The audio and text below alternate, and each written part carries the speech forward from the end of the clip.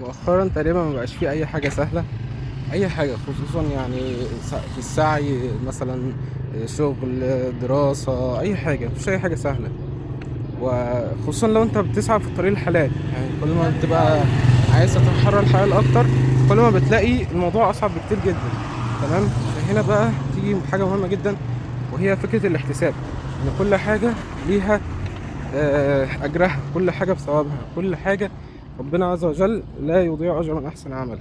سواء المشوار مثلا وانت رايح الشغل، رايح الجامعه، رايح المدرسه، رايح الدرس، رايح الامتحان، كل حاجة بقى. وكمان لما يبقى الجو حر أو الدنيا زحمة أو الدنيا مش لطيفة، حاجات كتير غريبة بتحصل، مشاكل كتير بتحصل بدون داعي وبدون أي سبب، وناس كتير بتشتم في بعض، حاجات كتير تستدعي إن أنت تشتم وتتضايق وتتخنق.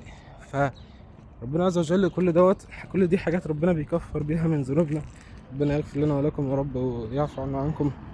دي حاجة. تاني حاجة فكرة الاحتساب، انت تحتسب كل ده في سبيل الله، ان ربنا يغفر لك ويرحمك ويرفعك درجات في الجنة. ربنا يرزقنا وإياكم.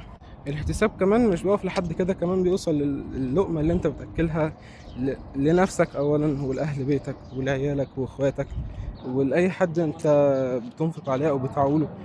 احسبها صدقة، احتسبها صدقة يعني. وربنا عز وجل ربنا يكتبها لنا ويتقبلها منا ومنكم. فاهمني؟ فديت حاجه مهمه جدا ما ينفعش نغفل عنها. لان انت يعني انت دي كده كده انت بتعمل حاجه، فانت ان انت تحتسبها فبتاخد اجر اكبر. فاهمني؟ فطالما كده كده هتعملها، خليك ناصح واحتسبها.